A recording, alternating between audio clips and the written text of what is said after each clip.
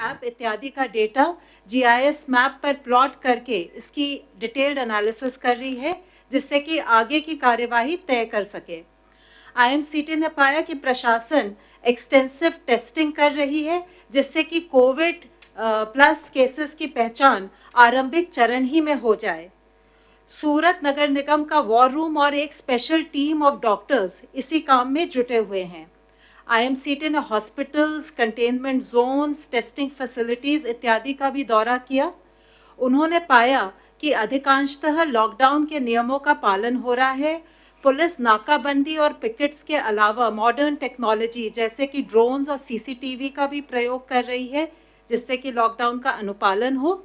परंतु कुछ अंदरूनी गलियों में लॉकडाउन का नियमों का उल्लंघन ना हो, इसके लिए उन्होंने प्रशासन को सुझाव दिया कि और सख्त कदम उठाने की जरूरत है। सूरत में प्रवासी श्रमिकों के लिए प्रशासन, एनजीओज और इंडस्ट्रीज ने मिलकर फूड पैकेट्स और राशन किट्स का इंतजाम किया है। यह प्रशंसनीय है कि वितरण के समय सभी सोशल डिस्टेंसिंग के प्रोटोकॉल का बहुत अच्छी तरह अनुपालन करते हैं। आईएमसीटी ने प्रशासन को सुझाव दिया है कि श्रमिकों के साथ कोविड-19 के बारे में जो जानकारी है उसको उन्हीं की भाषा में साझा करें। आईएमसीटी ने प्रशासन के साथ, जनप्रतिनिधियों के साथ, इंडस्ट्री एसोसिएशन के साथ भी विचार विमर्श किया है, खासकर टेक्सटाइल और डायमंड इंडस्ट्रीज जो श्रमिकों का मेजर सोर्स ऑफ एम्प्लॉयमेंट है। ज्यादातर श्रमिकों को पिछले महीने की तनख्वाह प्राप्त हो चुकी है। आईएमसीटी ने प्रशासन को सुझाव दिया है कि भविष्य में क्या कदम उठाए जाएं, इसके बारे में भी वो योजना बनाएं। जो हमारी आईएमसीटी अहमदाबाद गई है, उसने वहां पे हॉस्पिटल का, केयर सेंटर का, ब्लड डोनेशन कैंप का, शेल्टर होम्स का, प्राइमरी हेल्थ सेंटर इत्यादि का दौरा किया है। उन्होंने जो हाईवेज पर चेक पॉइंट्स लगे हुए हैं और जो क्वारंटाइन क्लस्टर्स के एंट्री पॉइंट्स हैं, उनका भी मुआयना किया। उन्होंने पाया कि क्वारंटाइन क्लस्टर्स के जो एंट्री पॉइंट्स हैं, उसमें पुलिस और मेडिकल टीम्स की जॉइंट व्यवस्था है। टीम ने विभिन्न स्टेक होल्डर्स के साथ भी विचार विमर्श किया। सिविल हॉस्पिटल के विजिट के दौरान उन्होंने पेशेंट्स के रिश्तेदारों के साथ बातचीत की। अस्पताल की सुविधाएं संतोषजनक पाई गई। मरीजों के रिश्तेदारों ने भी उन्हें बताया कि वे सुविधाओं से संतुष्ट हैं। उन्होंने केयर सेंटर का भी दौरा किया और पाया कि वहां पे पर्याप्त क्षमता है और जिन मरीजों में कोविड के लक्षण दिखाई पड़ते हैं, आवश्यकता पड़ने पर डेडिकेटेड कोविड हॉस्पिटल में पहुंचाने की उनके पास अच्छी व्यवस्था है। अभी तक 19-20 मरीजों को वहां पे शिफ्ट किया गया है। यहाँ भी सुविधाएं संतोषजनक है। टीम ने पाया कि जो इंडियन रेड क्रॉस सोसाइटी ने पुलिस और प्रशासन के साथ मिलकर जो रक्तदान शिविर का आयोजन किया था, वहां भी सोशल डिस्टेंसिंग इत्यादि का पालन हो रहा है। सर्वेलेंस और वल्नरेबल पॉपुलेशन की पहचान के लिए प्रशासन ने काफी कदम उठाए हैं। उन्होंने हाउस टू हाउस सर्वे किया है, इलेक्टोरल रोल का डेटा यूज किया, प्रोजेक्ट लाइफलाइन का डेटा, निक्षय का डेटा, टेको प्लस डेटा इत्यादि के माध्यम से उन्होंने वल्नरेबल लोगों की पहचान की है और उनकी टेस्टिंग चल रही है। प्राइमरी हेल्थ सेंटर के कैंप में उन्होंने एक मोबाइल टेस्टिंग वैन को भी देखा, जिसको लोकल री इंजीनियरिंग से बनाया गया है और ये काफी लाभदायक सिद्ध हुई है और मेडिकल टीम के लिए भी सुरक्षित है।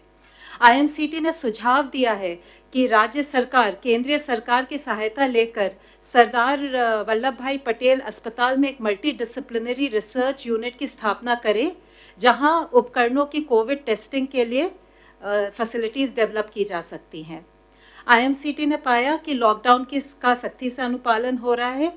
पुलिस ने काफी इनोवेटिव सॉल्यूशंस यूज किए हैं, जैसे कि ड्रोन्स, और जिससे कि सोशल डिस्टेंसिंग का उल्लंघन ना हो।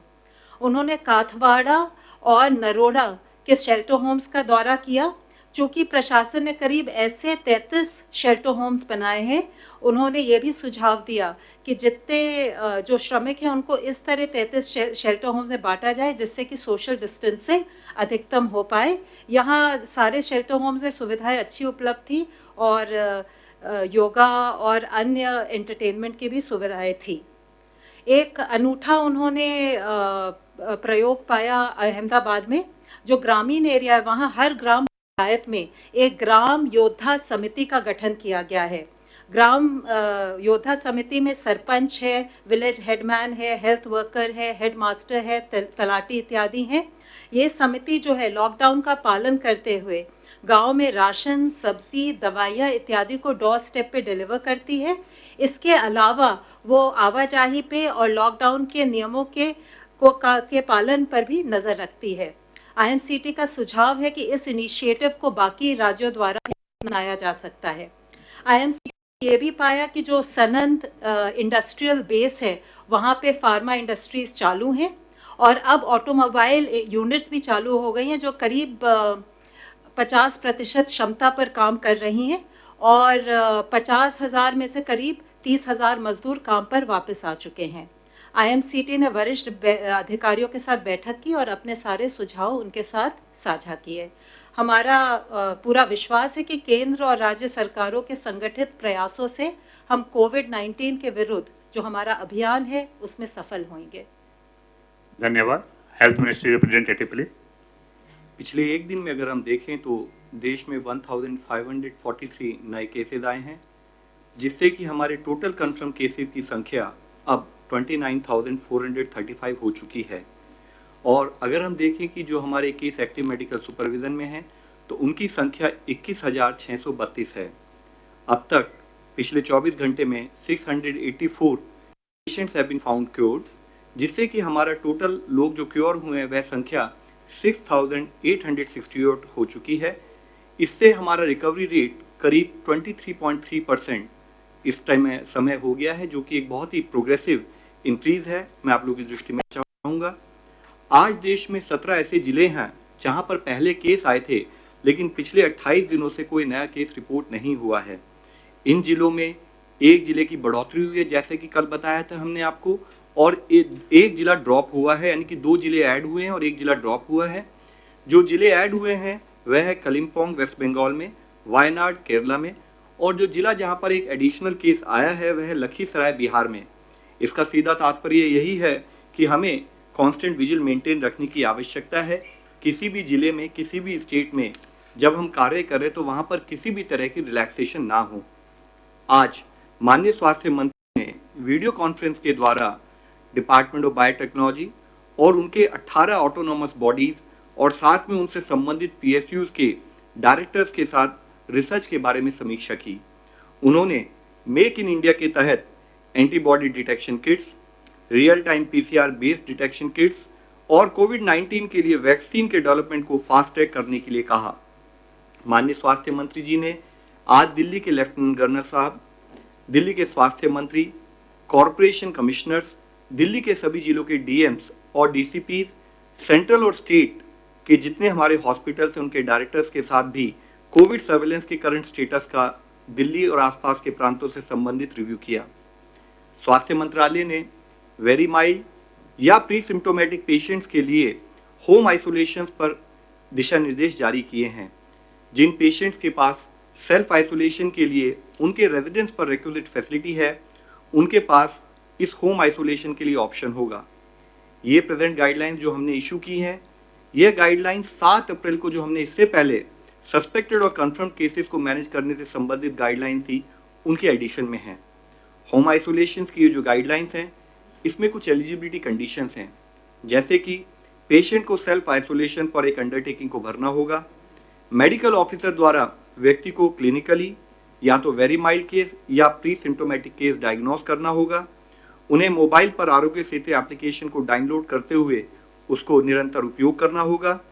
उनके पास सेल्फ आइसोलेशन के लिए और उनके फैमिली कॉन्टैक्ट्स को प्रॉपर क्वारंटाइन करने के लिए रिक्वायर्ड फैसिलिटी होनी चाहिए।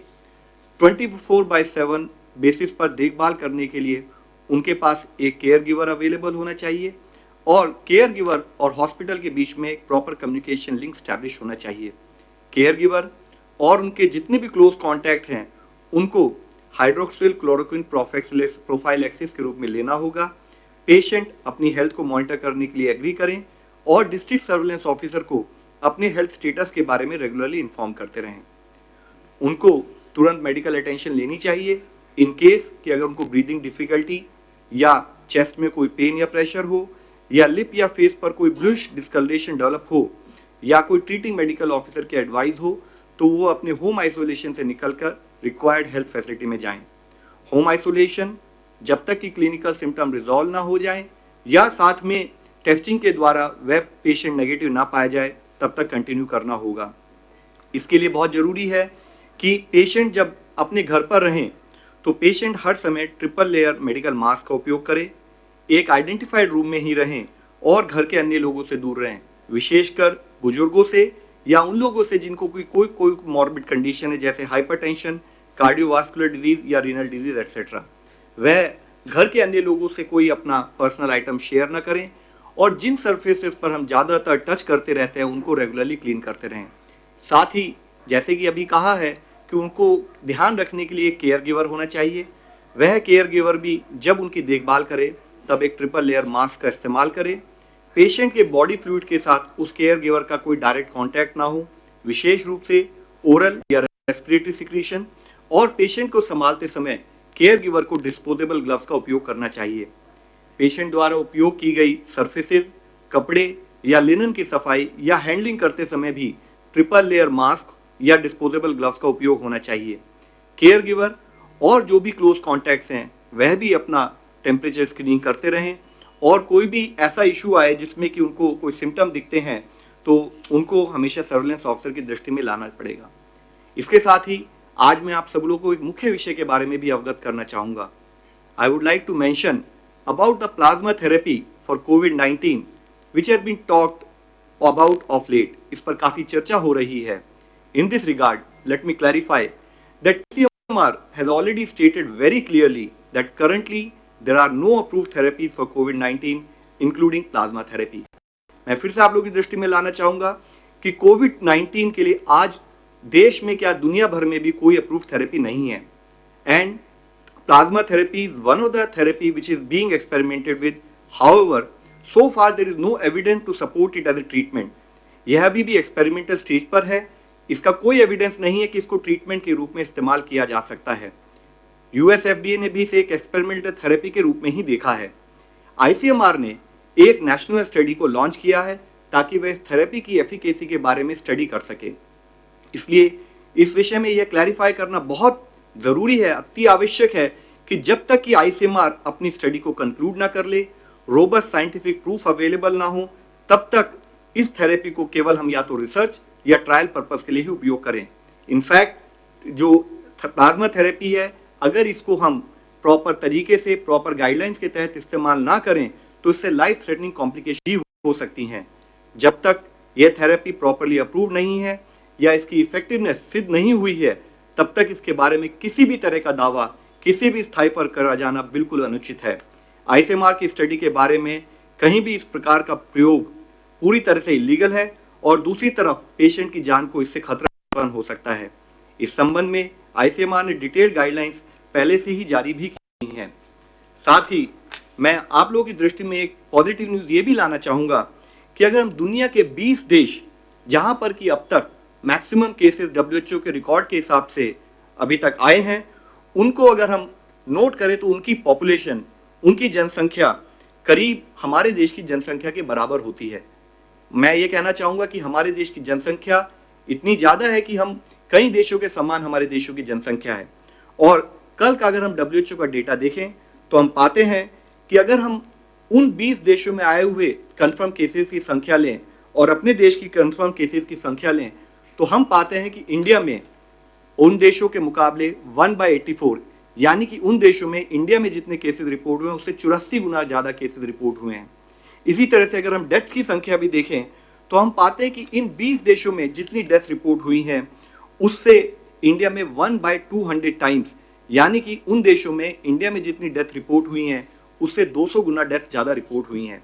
यूं तो यह हम सबको पता है कि हमारे लिए, देश के लिए हर केस, हर डेथ दुखद है, लेकिन फिर भी अगर हम दूसरे देशों के कंपैरिजन में कुछ अच्छा कर पा रहे हैं तो उसके पीछे मुख्य एफर्ट देश के लेवल पर की गई प्रोएक्टिव, प्रीएम्प्टिव और ग्रेडेड अप्रोच है। और देश का हर लेवल पर जो सिपाही के रूप में हमारे स्टेट के साथ जो कोऑर्डिनेशन रहा है वह एक बहुत एफर्ट है। और उससे भी सबसे ज्यादा धन्यवाद के पात्र हैं हमारे देश के वो नागरिक जो लॉकडाउन को स्ट्रिक्टली फॉलो कर रहे हैं और वह फ्रंटलाइन वर्कर्स जो अपनी जान जोखिम में डालकर लोगों की देखभाल कर रहे हैं। लेकिन हमें ये ध्यान रखने की जरूरत है कि हमें अपनी जो भी रिलेटिव बेटर परफॉर्मेंस है उसको मेंटेन रखना है, क्योंकि हमारे लिए आवश्यक है कि हम प्रतिदिन एक बैटल लड़ रहे हैं, प्रतिदिन एक लड़ाई लड़ रहे हैं। हमें किसी भी समय में रिलैक्स होने का कोई स्कोप नहीं है। हमारे रिस्पॉन्स में कहीं पर भी कोई ढिलाई ना आए। हम इसी मोमेंटम के साथ, इसी कॉन्फिडेंस के साथ अपने इस प्रयत्न में लगे रहें। देश का हर नागरिक सपोर्ट दे ताकि हम इस बीमारी से निजात पा सकें।